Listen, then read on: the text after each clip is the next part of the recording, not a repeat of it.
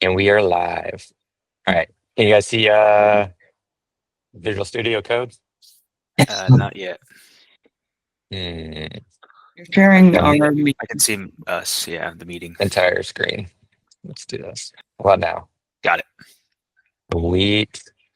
All righty. Let's do a little quick recap of where we have been at. We talked about basic procedural programming, which includes variable assignments, both declarations and definitions, control flow, which is all your like if-else statements. There's also other versions of this called like switch statements and case statements, but they're all basically variants of if-else.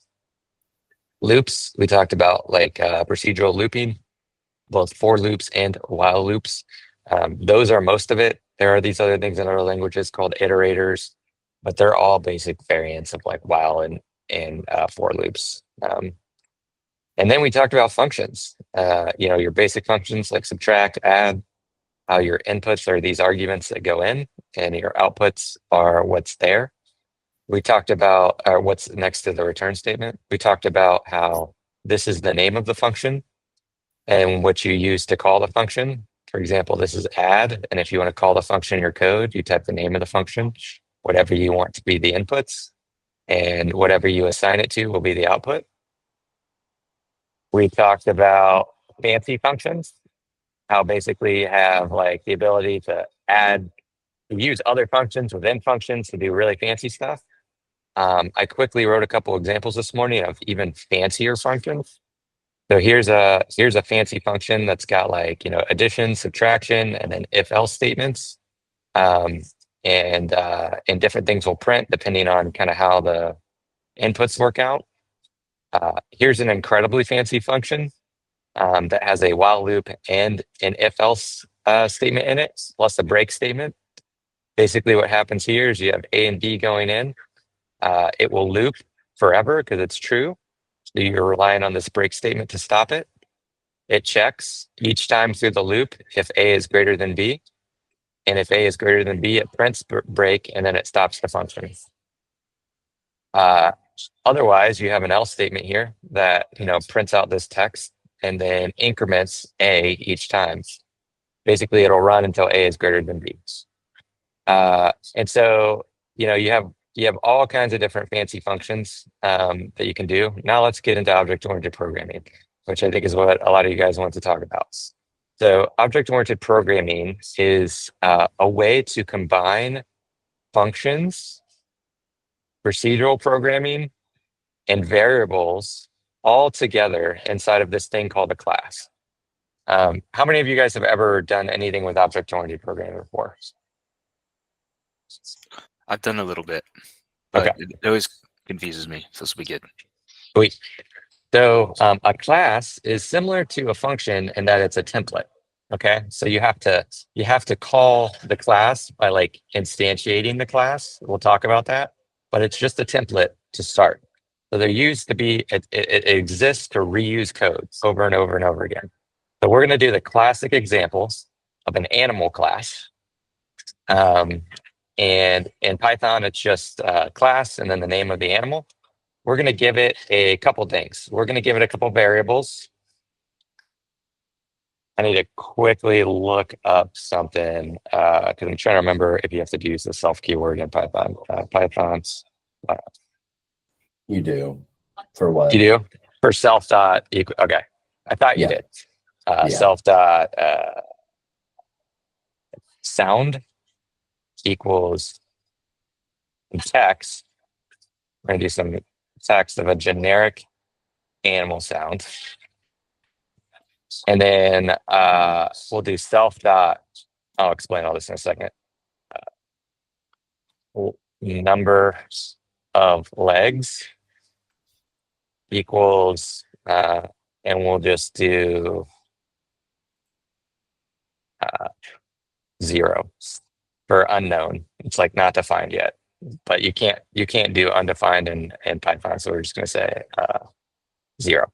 And then we're going to do a couple. So those are the variables inside the class. And what that means is that every time this class is used or instantiated, just like a function, those variables get defined when you instantiate the class, when you use the class.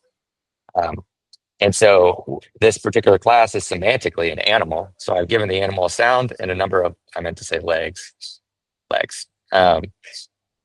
Now, the next thing I'm going to do is add a couple of functions that are templates in this class.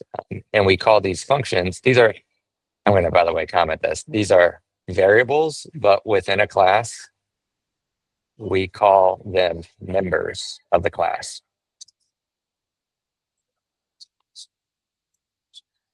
And then this next part will be functions, but functions within a class are called methods.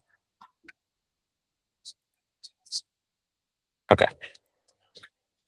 So the next thing we're going to do is we're going to define some methods in the class, and we are going to define a make sound method. You have to use a keyword in here, self. And all this is going to do is this is going to print out the self.sound variable. Jason, can you QC me? Is that how you do that in Python? Is it self.sound within the class? Yeah. It's been a while since I've done this. Okay, so make legs, or I mean, get number of legs. Self. And then we are going to print self.legs, or a number of legs. Oop. Yeah. Sorry. Number of, come on, of legs. Okay. All right, so that's our class. Now we're going to go outside of the class and we're going to instantiate the class. And the way we're going to do that is we're going to name a variable. We're going to name it my animal object. I'll explain that name in a second. Is equal to, let's look at my syntax here. Yeah, is equal to animal called almost like a function. So what this is my animal object is the object which is instantiated off of the animal class. So what this means is that similar to how you call a function, we are now calling the class. But we don't just say call a function. We actually say, like, I want you to instantiate the template of the class into a real thing in memory.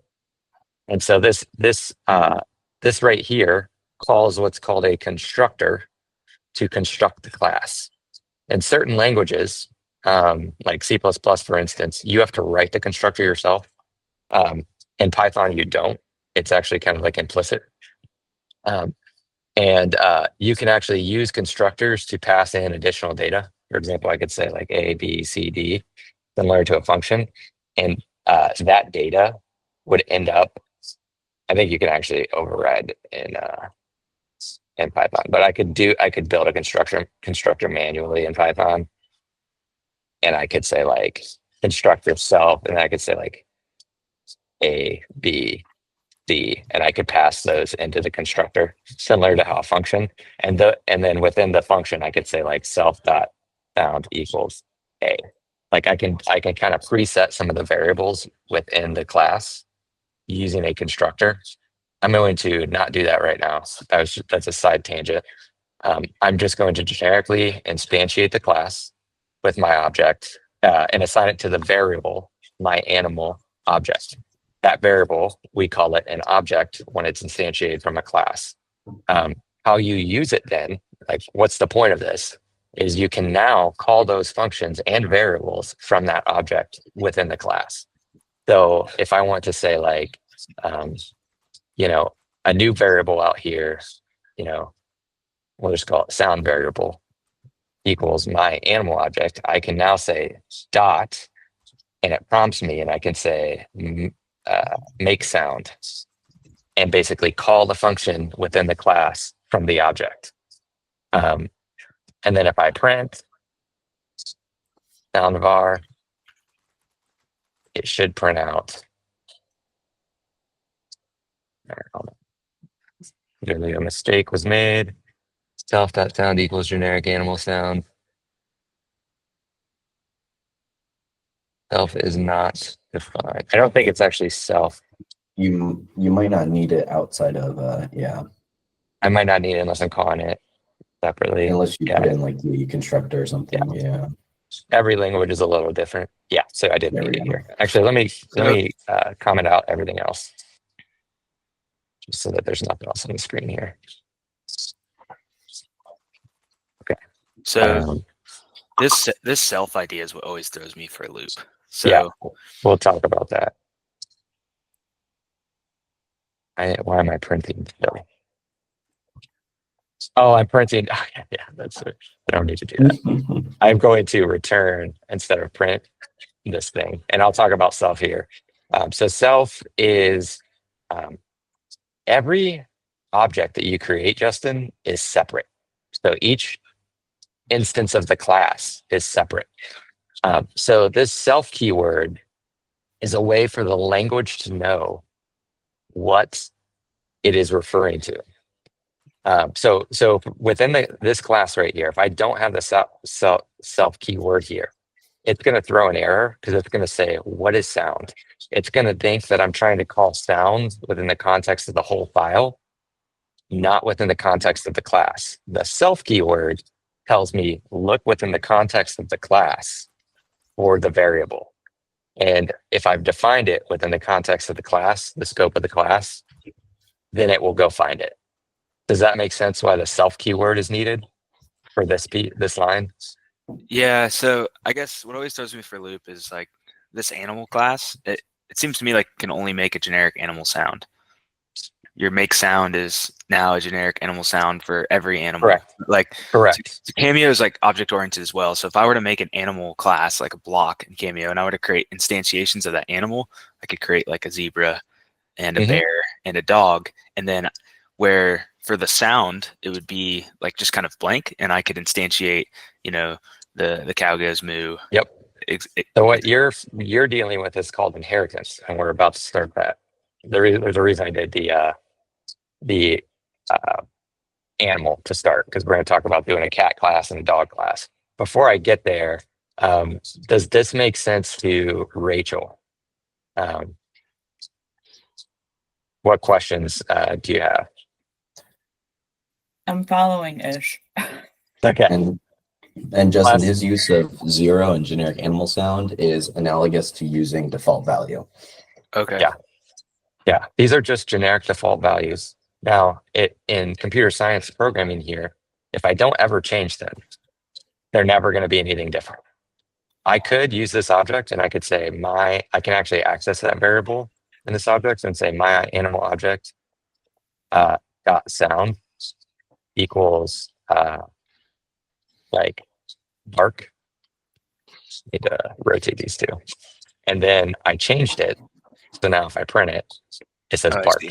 You've changed it for my I animal changed it object. So my animal directly. object could be dog now. Correctly, correct. Yeah. But if I were to remake animal down here, and I may get my animal object too, right? And then I do the exact same situation here.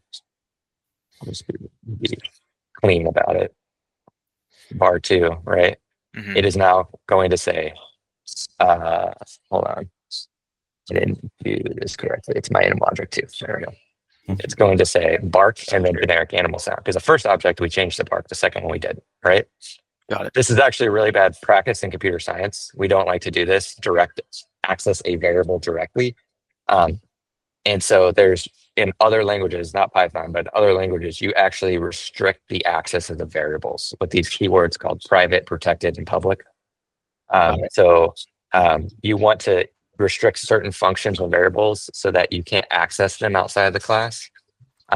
And so you're enforcing using a function to access something like get number of legs. Functions always start with an action because you're doing something. So like, I want you to get me the number of legs. And then like in C++, like I might make these not accessible. So this would fail, but I could do this, like make sound or get number of legs. I could also do a setter where I say set number of legs. And the reason I might have getters and setters functions to set those variables rather than changing the variable directly is because within the functions, I might have additional checks. Like I might never want a variable to be set to a number above 10. So if someone tries it, I won't let them. I'll throw an error. And that's how you can kind of enforce things within classes to obey certain state changes within the variables. Rachel, does this make sense before I go into inheritance? Because this is not inheritance, just to be clear. This is just single class object oriented. This is very confusing the first time you see it. So I'm happy to sit here and explain it. We have some time here. I was muted. I think that makes sense. Okay. I So feel now we're still Justin, analogous to Cameo. So it's, Yep. it's not Right. bad. Yeah, so you have like default values, and then you have like Yep. operations.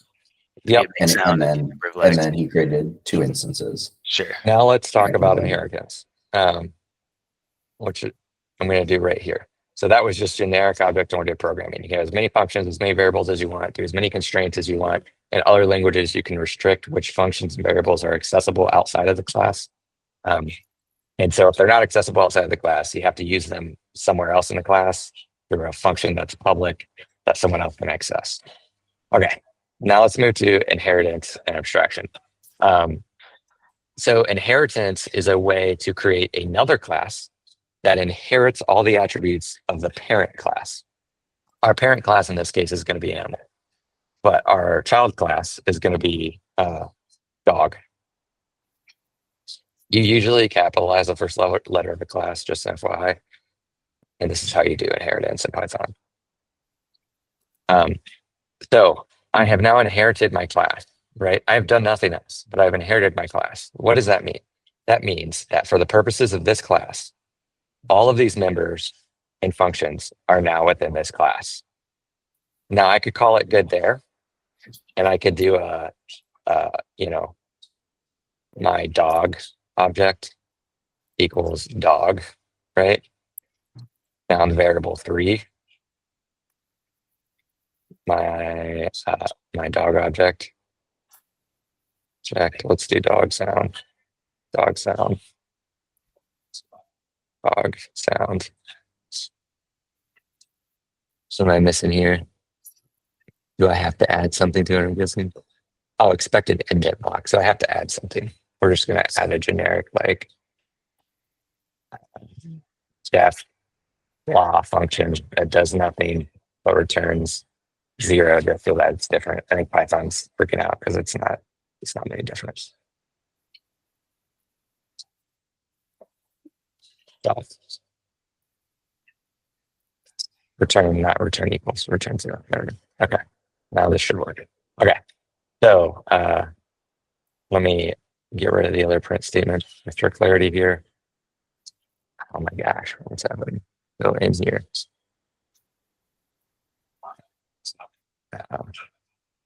Okay, so this dog printed generic animal sound because dog inherited all of this stuff, right?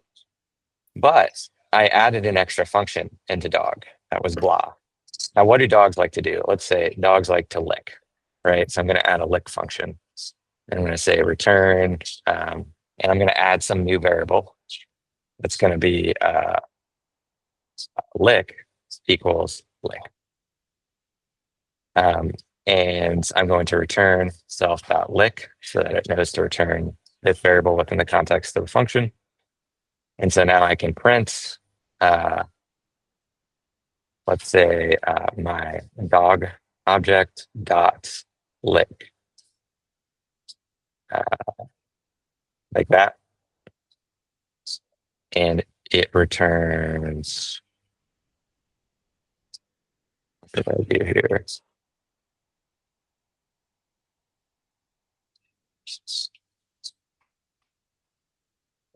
No, I need to assign it to a variable. Oh, I didn't. I'm just going to assign it to a variable.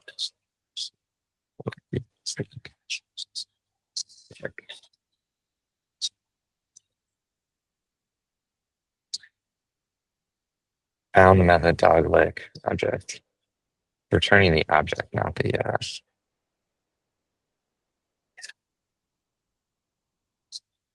Any idea what's going on here, Jason? I have lick set to a variable. Let me watch. What are you doing? I have lick set to a variable here, and then I have Yeah. a function called lick. Oh, it's because it's a function. Yeah. I'm gonna say get lick. I should notice It was that. a name deconfliction issue. That's good to know. There we I go. actually didn't know it did that by default. There we go. So now it's printing lick. So it prints lick, but if I tried to have an animal object print lick, it would fail. Like if I said animal object dot get lick, it's not even like prompting because it's not a thing, and I'm just going to get like an error. Because So- animal does not have lick, but dog has lick. So one of the biggest differences that I'm noticing, I just want to confirm, is when using a class and defining functions, one of the things that makes it different than just generic scripting where you're defining functions is you have access to every variable that you define in the class without having to pass them as inputs. Is that correct? That is You can that is correct. Okay. And that's probably It one is of a the way of benefits, combining your right? data and your action together. And so, like for it build the characteristics of whatever semantic thing you're doing.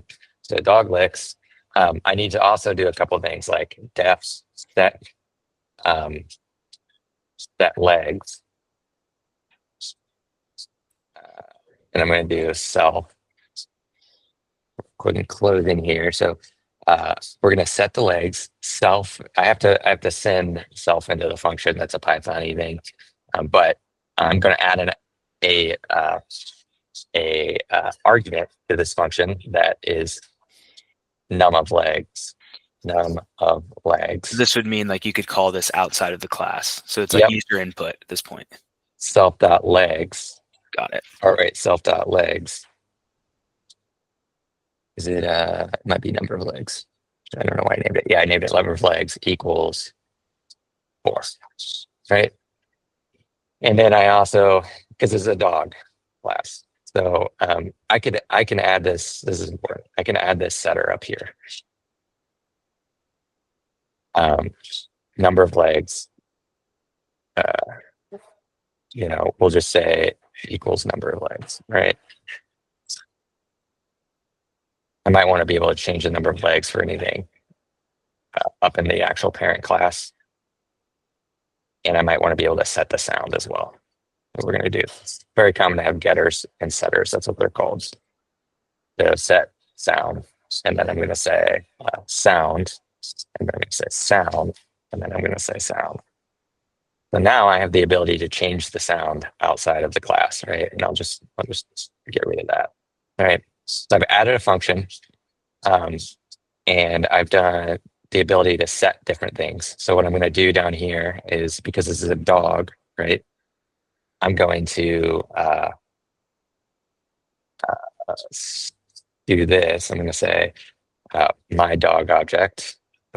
My dog object dot set legs as 4. And do my dog object dot set sound as bark. And then I'm going to do print this below that down here. And now it barks instead of has a generic sound. So I have now changed the value of the function. The thing that object-oriented programming is built for is actually something called polymorphism. So there's inheritance, abstraction, polymorphism, and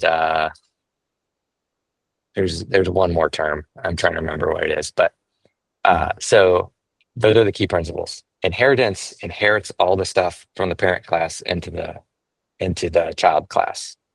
Abstraction allows you to build abstract interfaces that are just generic characteristics that you can then inherit later. So abstraction and inheritance are very connected. And then there's polymorphism, which is what you're probably interested in, Justin, which is kind of at the heart of object-oriented programming. So I'm going to come up with a polymorphic function right now. I am going to override this function called make sound in my dog class by doing this. Def make sound return super bark. Now, what has happened here is that within this class, even though it inherited make sound from the parent class, because I rewrote it in this class, it now overrides whatever was in the parent class with what is here.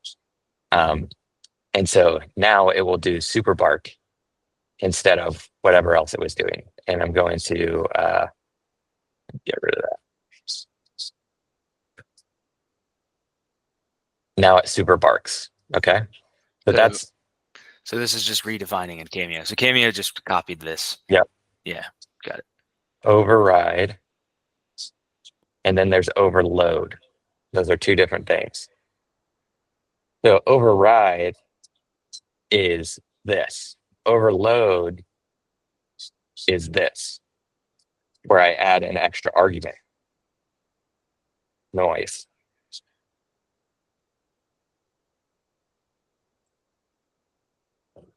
So now I have two make sound functions in the same class, but they have a different number of arguments. So they're actually different functions. And so what I will do here is my dog object dot make sound. This would call the regular make sound super bark. This one, if I add an argument in here of some type that says like, super bark, and then print dog sound.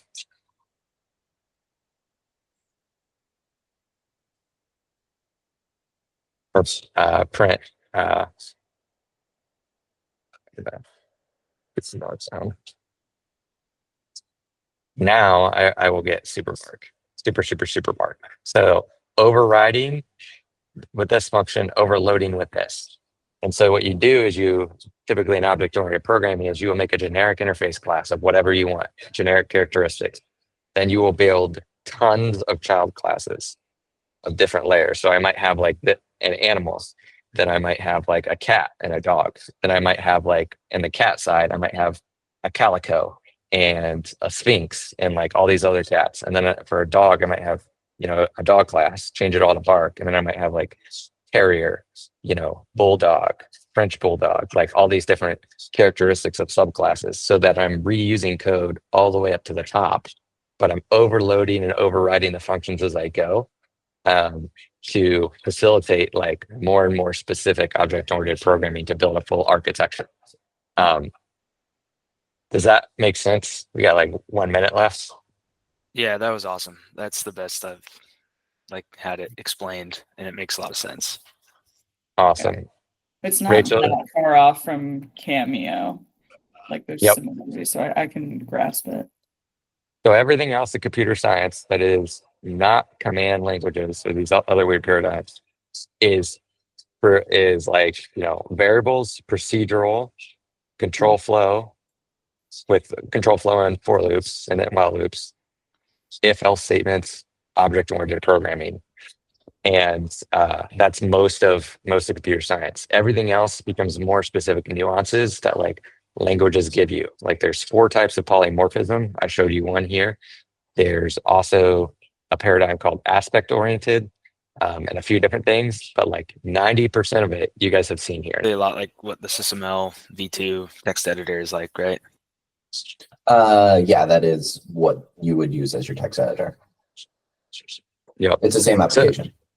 So next week, what we'll do is we'll go build like a calculator class, and I'll show you like how you would do that. And then we'll like, kind of build on top of that to show you what like maybe a simulation would look like with our programming coding interview and like kind of give you guys like a feel for what it's like to kind of develop. And then we can talk architecturally about like, how does this work in the real world with different languages and stuff. Cool. Sweet. This is awesome. Alrighty, Thanks, guys. Ron. Yeah, Yep. thank I you. agree. Catch you Guys. later. We'll see you. I created a thread in the main session, by the way, guys, for all the comments I threw in. It probably is very complicated, but if you want to attempt to look at the Protobuf plugin, I put an example of how I use classes. Cool. So you Yeah. can try and see an Could probably example. read code now, Give it a go. I guess. Yeah. Thanks.